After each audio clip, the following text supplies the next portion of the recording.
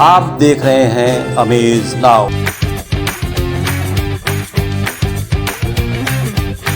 नमस्कार दोस्तों, बहुत बहुत स्वागत है आपका हमारे कार्यक्रम इनसे मिलिए में। जैसा कि हमने आपको पहले भी बता रखा है, हमारा आपसे वायदा है कि गोरखपुर ही नहीं, पूरे उत्तर प्रदेश के किसी भी क्षेत्र में यदि कोई मेधा, कोई प्रतिभा अगर है तो हम उसे आपके सामने ज़रूर लाएंगे।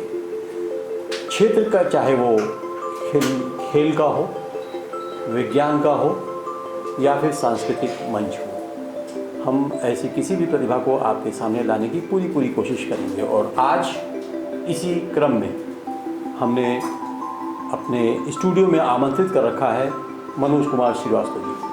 मनोज कुमार श्रीवास्तव पेशे से बैंक प्रबंधक हैं भारतीय स्टेट बैंक में, लेकिन इनकी सोच बड़ी ज़बरदस्त है। इनके दिल में जहाँ करुणा है वहीं विकास की अथक यात्रा है। इनकी कोशिश है कि यदि हम बच्चों में संस्कार डालने में सफल हो गए, हम अपनी पौध को, नस्ल को बढ़ाने में सफल हो जाएंगे और इससे हमारा समाज, हमारा विकास होगा, हमारे समाज का विकास होगा। इसे फिर कोई रोक नहीं सकेगा। तो ऐसे हैं मनोज कुमार श्रीवास्तव जी। आइए आपको हम उनसे मिलवाते हैं। Chhaparia diabetes and thyroid centre, Chhaparia hospital, Betiahata, Gorakhpur. Doctor Ankit Chhaparia, diabetologist, fellowship in diabetes from Royal College of Physicians, London and thyroid specialist द्वारा थायराइड के सभी तरह के इलाज और जांच उपलब्ध। डायबिटीज और उसके कॉम्प्लिकेशंस की जांच, इलाज की सुविधाएं उपलब्ध। न्यूरोपैथी की जांच, retinopathy, HbA1c, lipid profile, thyroid function test, hormone related सभी जांचें होती हैं। डाइटिशियंस और वेट मैनेजमेंट की सुविधा उपलब्ध। संपर्क करें Chhaparia diabetes and thyroid centre, Chhaparia hospital, Betiahata, Gorakhpur. Mobile number 8409967738 और 0551796013 बहुत बहुत स्वागत है मनोज जी हमारे स्टूडियो में, हमारे दर्शकों के साथ इस कार्यक्रम इनसे मिलिए में। नमस्कार दर्शकों। जैसा कि हमने आपको शुरू में ही बताया कि हमारी मंशा है गोरखपुर आसपास के क्षेत्र में विविध क्षेत्रों में काम करने वाले ऐसे लोग, हम कोशिश करते हैं कि उन्हें आपके सामने रखें, उनसे इंस्पायर हो, उनकी चीज़ों को देखा जाए, समझा जाए, परखा जाए और अपनाया जाए। दोस्तों, हम लोग जिस वजह से बैठे हैं वो स्टेट बैंक ऑफ इंडिया, ये अलग चीज़ है, लेकिन आपका जो रुझान है वो मैं बताना चाहूँगा कि इन्होंने अपना जो कार्यक्षेत्र है, जो रोजी रोटी का है, वो बैंक है, लेकिन इसके अलावा इन्होंने अपने आप को खुला नहीं छोड़ रखा है। इन्होंने बांध रखा है अपने आप को बच्चों के बीच में। बच्चों की गतिविधियों को इन्होंने बड़े ही बखूबी, बहुत ही करीब से परखा है, जांचा है और उस पर बहुत सारी इन्होंने किताबें, पुस्तकें इन्होंने लिखी हैं। तो अभी एक एक कर मनोज जी आपसे दरख्वास्त है कि आप बताएं। देखिए, जैसा कि अक्सर कहा जाता है कि हमारे देश का भविष्य बच्चों के कंधों पर आएगा कल। तो अगर आज हम उन बच्चों को सुसंस्कृत, संस्कारित नहीं करेंगे और उनके अंदर चरित्र, नैतिक, इन बातों का समावेश नहीं करेंगे तो निश्चित रूप से हमारे देश का भविष्य उज्जवल नहीं हो सकेगा। तो आज आवश्यकता इस बात की है, क्योंकि उनका मन बहुत ही निर्मल और कोमल होता है, बिल्कुल कुम्हार की मिट्टी की तरह। हम जिस रूप में उन्हें ढालना चाहते हैं ढाल लेते हैं। तो बचपन से जो संस्कार, जो संस्कृति, जो भारतीय परंपराओं की चीज़ें उनके अंदर हम बीजारोपण करेंगे, निश्चित रूप से बड़े होने पे वे उसी के अनुसार अपना आचार व्यवहार रखेंगे और जो देश के लिए, समाज के लिए बहुत ही महत्वपूर्ण होगा। तो वो कुछ पुस्तकों के बारे में जरा हम जानना चाहेंगे। आजकल घरों में जब से ये मोबाइल बच्चों के हाथ में आया है तो उनके अंदर कहानी सुनने और सुनाने की प्रक्रिया बिल्कुल ख़त्म हो गई है। अरविंद जी, आप इस बात से इत्तेफाक रखेंगे कि बचपन में हम लोग दादा दादी, नाना नानी से उनकी कहानियाँ, जो पुराने हमारे वीर सपूत थे देश को स्वतंत्र कराने में, या राजा महाराजाओं की जो उनके चारित्रिक विकास में महत्वपूर्ण भूमिका निभाती थी, ऐसी कहानियाँ सुनते थे, सुना करते थे उनके जी, मुख से। जी। लेकिन अब वो चीज़ें ख़त्म हो गई हैं जी। ये तो मेरा प्रयास सिर्फ इतना है कि बच्चों को ऐसी कहानियाँ दी जाएं जिनमें उनकी रुचि लग जगे और उनके अंदर एक साहस, देश के प्रति प्रेम भावना, सद्भावना, ये सब पैदा हो। तो यही अपेक्षा इन किताबों से हैं। मेरी लगभग 6 पुस्तकें अब तक, आपने कहानी संग्रह बहुत देखे होंगे, लेकिन मैंने जो किताबें लिखी हैं उसमें 5 बिल्कुल नॉवेल के रूप में हैं, एक से क्रमबद्ध रूप में उपन्यास के रूप में है।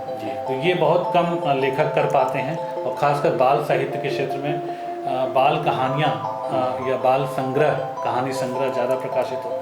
मनोज जी, अभी हम लोग बात कर रहे थे बच्चों की पुस्तकों के बारे में, मोबाइल सर्विस के बारे में, मोबाइल से जो लाभ है, हम इसी में एक ख़ास चीज़ें जो हमने नोटिस किया है, क्योंकि मोबाइल तो एकदम से ग्लोबल हो चुका है और सबके लिए बड़ी महत्वपूर्ण चीज़ें हैं, अच्छी चीज़ें भी हैं, और इसके साथ साथ ये भी कहना ज़रूरी है कि कुछ बुरी चीज़ें भी हैं। तो बच्चों के हाथ में लगता है मोबाइल तो रहता ही है, तो वो एक तरीके से संस्कारों पर बड़ा चोट पहुंचाने के लिए। जी बिल्कुल। एक्चुअली अरविंद जी, अब ये हो गया है कि हम लोग के घरों में अगर खाने के टेबल पे हस्बैंड वाइफ और 2 बच्चे बैठे हैं तो आपस में कम्युनिकेशन बिल्कुल ख़त्म हो गया है जी, सब और जी सब मोबाइल में ही व्यस्त रहते हैं। इवन खाने के टेबल पे भी वो मोबाइल में ही रहते हैं। तो सबसे बड़ा नुकसान हम लोग के जो एक परंपरा है भारतीय संस्कृति कि एक साथ बैठ के खाना खाना, एक साथ आपस की बातें करना, परिवार का विकास कैसे हो, आपस का विकास, अपने लोगों का विकास कैसे हो, तो वो चर्चाएं अब नहीं होती। चर्चाएं नहीं होती है, चर्चाएं एकदम संवादहीनता की स्थिति आ जाती है। बिल्कुल बिल्कुल। और अभी देखिए मोबाइल में जो बच्चों का इन्वॉल्वमेंट है, दोनों चीज़ें हैं। अगर ये उसको अगर पॉजिटिवली लिया जाए, सकारात्मक रूप में लिया जाए, तो उसके फ़ायदे भी बहुत हैं, लेकिन नुकसान ज़्यादा हैं, क्योंकि बच्चे बहुत ज़्यादा इन्वॉल्व हो रहे हैं। अभी देखिए 4-5 दिनों पहले की बात है, लखनऊ में जो घटना हुई है, जी, बहुत हृदय विदारक ज्वलंत मुद्दा है जी, जिसमें एक बच्चे ने PUBG गेम के लिए अपने मदर को गोली मार दिया। तो इसमें निश्चित रूप से ये है कि संवादहीनता, मदर फादर और बच्चों के बीच में जो संवादहीनता है वो बहुत बड़ा कारण है।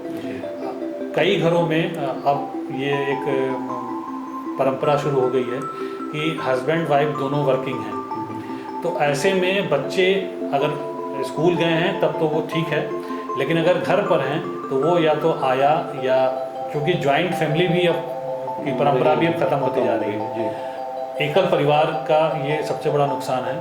पहले होता था दादा दादी रहते थे, चाचा चाची रहते थे, तो बच्चों की देखभाल करते थे, लेकिन अब टोटल आया के रूप या दाई के पर वो बच्चे आश्रित हो जाते हैं। तो उसके लिए सबसे बड़ा ये कारण है कि माँ बाप बच्चों से दूरी ना बनाएं, उनको इन्वॉल्व किए रहें, उनकी छोटी सी छोटी बातों को महत्व दें जी। और जब खुद वो मोबाइल से दूर रहेंगे तो निश्चित रूप से बच्चे भी मोबाइल से दूर रहेंगे। इसमें हम एक बात और जो हमने देखा है, पढ़ा है कि चूँकि सब कुछ तो आपके मोबाइल पर हो गया है, लेकिन आदमी अपने आप को अनुशासित बनाए रखना भी उतना ही ज़रूरी है, और उसी अनुशासन के क्रम में ही हम अपने सभी कार्यों को बांट लेते हैं। जी। तो जब बांटते हैं तो कम से कम इन चीज़ों को भी बांटना होगा कि इतने समय के बाद मोबाइल की सेवा को बिल्कुल किनारे कर दिया जाए। वो दिन में ये डिसाइड कर सकते हैं कि हमको हमारा जब होमवर्क हो जाए, खाना हो जाए या रात का डिनर हो जाए, तब हम मोबाइल 1 घंटा आधा घंटा चलाएंगे। जी। तो जो भी चीज़ें हैं लिमिटेड करनी पड़ेगी, एक अनुशासन बनाना पड़ेगा। उसके साथ साथ ये था कि जो अभी आपने शुरुआत में कही दादी नानियों की कहानियाँ, तो मुझे याद है कि हम लोग भी जब छोटे थे तो हम लोग दादी नानी के बगल में सोते थे, तो सोते सोते वो कहानियाँ बताया करती थी। इवन की माताएं भी, मुझे तो याद है कि माताओं के मुँह से भी हम लोगों ने कहानियाँ सुनी हैं। जी। तो वो परंपरा एकदम समाप्त हो चुकी है। आप एक अगर यहाँ पे इस बात को हम लोग एग्जाम्पल के तौर पर लें कि कोविड के दौरान क्या हुआ। कोविड में जब सारे लोग इकट्ठे होने लगे, बाहर से लोग आके अपने घरों में थे, मदर के साथ थे, फादर के साथ थे, इवन पूरा खानदान, अगर 2 भाई हैं 3 भाई हैं तो तीनों एक साथ एकजुट के होके रहे, तब जाके हमें लगता है कि बच्चों को भी समझ में आया कि परिवार क्या होता है। परिवारवाद का की परिभाषा कोविड, समझ में हाँ, आई। कोविड जहाँ एक तरफ नुकसान कर रहा था, जी जी। लेकिन अगर उसका सकारात्मक रूप भी देखें तो लोग एकजुट हुए, जी। लोग घरों में रहे और आपस की रिश्तेदारी को कैसे संभालना है, कैसे किसको रिस्पेक्ट देनी है, किसको क्या बोलना है, क्या कैसे करना है, इसमें ज़रूर बच्चों को सीख मिली है। और जो भारतीय परंपरा रही है एक दूसरे का हाल चाल लेने का, एक दूसरे के सुख दुख में काम आने का, वो ज़रूरी है। जैसा कि हमने दोस्तों पहले भी बताया था कि आपका पूरा फोकस अपने जो व्यावसायिक ज़िंदगी है या जो रोजी रोटी का मामला, उसको छोड़ के बाकी समय आपका सोचने का पूरा फोकस बच्चों की दैनिकचर्या पर ही है। तो ये ऐसा बहुत कम होता है और शायद यही वजह है कि आपको हम लोगों ने आमंत्रित कर रखा है आज के इस एपिसोड में। तो हम लोगों की गुजारिश रहेगी, हमेशा ये रहेगा, उम्मीद रहेगी कि जिस तरीके से अभी तक आप करते आए हैं आगे भी बच्चों के लिए ये काम जरूरी है। बिल्कुल जारी रखेंगे। बहुत अच्छी बात है। बाल स्वर एक ऐसी पत्रिका है गोरखपुर में जो शायद 1996 से चलती चली आ रही है। 1996 में शुरू, जुलाई 1996 से शुरू हुई। और महत्वपूर्ण बात यह है कि उस पूरी पत्रिका का संपादन का कार्य तभी से आपके हाथों में रहा है और अब तक चलता चला रहा है। हालांकि बाल स्वर सिर्फ गोरखपुर नहीं, अब तो उसका विस्तार सुना है कि लखनऊ तक भी हो गया है। तो आप लोगों का काम धाम वैसे भी काफ़ी बढ़ गया है, जिम्मेदारियाँ बढ़ गई हैं। तो ये है उसका स्वरूप। उसके बारे में और भी जानना हो तो उसकी बाल स्वर वर्ष 1996 में हम लोग की सोच थी कि बच्चों के चारित्रिक, नैतिक और उनके अंदर जो छुपी हुई प्रतिभा है उसे विकसित करने का काम किया जाए। तो बाल स्वर इसी उद्देश्य से हम लोगों ने शुरू किया था और उसमें बच्चे अपनी रचनात्मक प्रतिभा, जो अगर वो किसी क्षेत्र में अच्छा बेहतरीन प्रदर्शन कर रहे हैं तो हम उनका इंटरव्यू उस पत्रिका में स्पेशली छापते हैं, उनकी रचनाएं प्रकाशित करते हैं, उनकी जो और वाद विवाद प्रतियोगिता कराना, उनके अंदर जो नृत्य की प्रतिभा है उसे विकसित करने के लिए मंच देना। हमारा उद्देश्य यही है कि बच्चों के मन में जो हिचक है, मंच पर आने पे जो एक हिचक होती है, डर होता है, भय होता है और कुछ कहने का जो अंदर से भय होता है उसे दूर किया जाए। हम लोग समय समय पर वर्ष पर्यंत ऐसे कार्यक्रमों का आयोजन करते हैं जिसमें बच्चे खुलकर अपनी बातें रखते हैं, उनकी समस्याओं को शासन प्रशासन के पास ले जाने तक का हम लोगों ने बीड़ा उठाया था और कई बार हमें सफलता भी मिली है, क्योंकि चाहे वो दीपावली के अवसर पर पर्यावरण प्रदूषण की बात करें, ध्वनि प्रदूषण की बात करें या बच्चों के ऊपर बढ़ते हुए बस्ते के बोझ की बात करें, तो हम लोगों ने एक आंदोलन के रूप में उसे शुरू किया था बाल स्वर के माध्यम से और महानगर के सैकड़ों बच्चे उसमें सम्मिलित हुए थे और बाद में सरकार को विवश होकर उस पर विचार करना पड़ा और अब देखिए अधिकांश विद्यालयों में वस्तुओं का बोझ हल्का हो गया। बैगलेस, बहुत सारे बैगलेस एजुकेशन शुरू हो चुके हैं। जी, तो हम लोग की उम्मीद यही अपेक्षा ये रहती है कि बच्चों से संबंधित जो समस्याएं हैं उसे स्वर दिया जाए और प्रशासन तक उस आवाज़ को पहुंचाया जाए। मनोज जी, आज सुबह सुबह मैं फेसबुक पेज पे था और आप दिख गए उस पर। जी, काफ़ी अर्से बाद, हालांकि आपका तो शायद साप्ताहिक है पेज। दोस्तों, प्रेम एक तपस्या है, त्याग और समर्पण के साथ, लेकिन उसका फल बहुत मीठा है और दीर्घजीवी है। जी, शायद यही कुछ आपने आज दर्शाने की कोशिश किया, बड़े ही संतुलित और सीधे सरल शब्दों में। बहुत अच्छा लगा, बड़ा ही मार्मिक था। प्रेम एक कहानी आपने बताने की कोशिश किया। तो ये पहले तो इस कहानी के बारे में थोड़ा सा फिर से हमारे दर्शकों को बताएं और फिर ये कहाँ से आपका इंस्पिरेशन हुआ।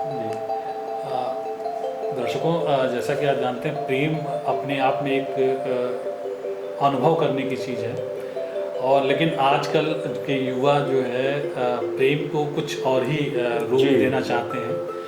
प्रेम में त्याग होना चाहिए, समर्पण होना चाहिए और निस्वार्थ होना चाहिए। ये कोई ज़रूरी नहीं है कि प्रेम में हम जिससे प्रेम करते हैं उससे मिले ही। मेरी कहानी में अरविंद जी आपने देखा होगा कि एक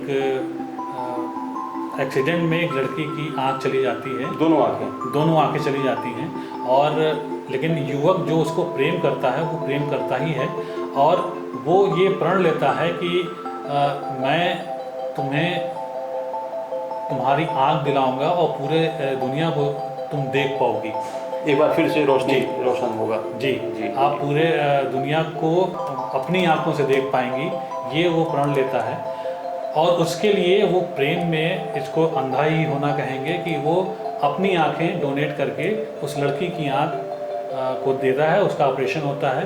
और वो लड़की ये चाहती है कि जब उसकी आंखों की पट्टी खुले तो वो सामने उस लड़के को देखे, लेकिन बहुत दुख होता है कि जब उसकी आंखों की पट्टी खुलती है तो वो जिस लड़के को देखती है उसकी आंख नहीं थी, क्योंकि वो लड़का अपनी आंखें उसको दे चुका था। लेकिन वो लड़की उस प्रेम को नहीं समझ पाई, और उसने ये कहा कि मैं एक अंधे लड़के से प्यार कैसे कर सकती हूँ। तो हमारा संदेश यही है कि प्रेम अंधा होता है, लेकिन उसको अनुभव करने की चीज़ है। यहीं पर हमने जो रीड किया, एक और त्याग था और एक और स्वार्थ था। लेकिन अच्छा लगता है, बहुत से विभिन्न विभागों से लोग मुझे मैसेज करते हैं कि मेरे सामने ये समस्या है, मैं अपने बॉस को कैसे समझाऊं, वो उनका नज़रिया कुछ और रहता है, मेरा कुछ और रहता है, लेकिन ओवरऑल विभाग को विकसित करना है, उसके आगे बढ़ाना है। तो ऐसे लोगों का जिनका मैसेज मेरे पास आता है, मैं उनका जवाब ज़रूर देता हूँ और कोशिश करता हूँ कि वो उस समस्या से बाहर निकल पाए। तो मुझे लगता है कि आपकी हर हफ्ते की कहानियों में बहुत सारी ऐसी कहानियाँ होती होंगी जो इस तरीके से। बिल्कुल, कभी जो बहुत लोग डिप्रेशन में रहते हैं तो वो डिप्रेशन से कैसे बाहर निकलें, जो छोटी छोटी बातों पे इरिटेट हो जाते हैं, गालियाँ बकने लगते हैं, क्रोध पर भी मैंने कई बार कहानियाँ दी हैं कि क्रोध या गुस्सा क्षणिक होता है, लेकिन कितना नुकसान हमें तो पहुंचाता ही, हमारे परिवार और समाज को पहुंचाता है, अब बाद में पछतावे के अलावा कुछ नहीं रहता। तो ऐसी ही छोटी छोटी कहानियों के माध्यम से लोगों को प्रेरित करने का काम मैंने शुरू किया है, और आप सबकी दया से, आप सबकी दुआ से लोग पसंद कर रहे हैं। जी। कभी ऐसा भी हुआ है कि कोई हफ्ता खाली चला जाए? अरविंद जी, ईश्वर की कृपा से अभी तक ऐसा नहीं हुआ है। अगर मैं कहीं बाहर रहता हूँ या व्यस्त रहता हूँ तो उस एपिसोड की तैयारी पहले से कर चुके होते हैं, उसकी रिकॉर्डिंग भी पहले से हो जाती है, क्योंकि ये बड़ा चैलेंजिंग होता है। जी अरविंद जी, ये बताते हुए मुझे खुशी है कि लोग इंतज़ार करते हैं। जी बिल्कुल। अगर किसी इतवार को सुबह 9 बजे तक मेरा एपिसोड नहीं आता है तो लोग मैसेज करना शुरू कर देते हैं कि सर इस बार आया नहीं, जी अभी तक आया नहीं, अभी तक दिखा नहीं। अच्छा, वो मिनटों का कुछ फ़र्क होता होगा? जी, मिनटों का होता है, लेकिन लोग वेट करते हैं कि इतवार की सुबह 9 बजे तक एपिसोड आ जाएगा। जी। तो अगर 10 बज गया, 10:30 बज गया तो लोग ज़रूर मैसेज करते हैं। तो अच्छा लगता है कि लोग अच्छी बातों के लिए। बहुत अच्छा टाइटल भी आपने रखा है, ज़िंदगी का सच। जी। वास्तव में वो यदि आपको समय मिलता है तो उसको अगर आप देखेंगे तो महसूस होगा कि उसमें जितनी भी कहानियाँ आप तक दी गई हैं वो किसी न किसी मायने में अर्थ रखने वाली हैं और ज़िंदगी का फ़लसफ़ा सिखाती हैं। जी, कोशिश यही है। जी बिल्कुल। तो अब चूँकि समय काफ़ी हो रहा है, दर्शकों से विदा लेने का भी वक्त आ चुका है। जी, तो हमें लेना होगा विदा। जी, नमस्कार। लक्ष्य दृष्टिगत हो सदा, कर्म करो दिन रात, मन में हो विश्वास दृढ़, होगा नया प्रभात। जी हाँ, इस लालसा के साथ, इस इच्छा, अदम्य इच्छा के साथ अपना काम कर रहे मनोज श्रीवास्तव जी को बहुत बहुत आभार, साधुवाद, जो अपने लक्ष्य के प्रति बेहद गंभीर हैं। बड़े ही सरल शब्दों के साथ अपने आप ने देखा किस तरीके से उनकी बातचीत है, वेशभूषा है, कहीं हर जगह सादगी, कहीं कोई चकाचौंध उनके जीवन को कभी प्रभावित नहीं कर सकता है। और अपने लक्ष्य में जिस तरह से वो गंभीर हैं, निश्चित रूप से उन्हें सफलता मिलेगी। और हम अमेज नाउ परिवार की तरफ से भी ईश्वर से उम्मीद करते हैं, प्रार्थना करते हैं कि उनके लक्ष्य को आसान करें, उन्हें उनकी मंजिल तक पहुंचने दें। तो ये था हमारा आज का सफ़र, इनसे मिलिए में। हम ऐसे ही किसी प्रतिभा को आपके सामने, ऐसे किसी विशेष व्यक्ति को आपके सामने लाएंगे अगली बार। तब तक के लिए हमें दीजिए इजाज़त। नमस्कार।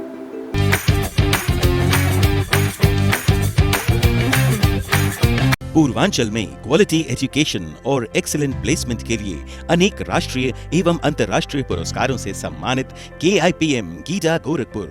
Admissions open for BTech, B.Pharma, M.Pharma, MBA and Polytechnic. Now also offering BBA, BCA and BCom courses. KIPM GIDA Gorakhpur.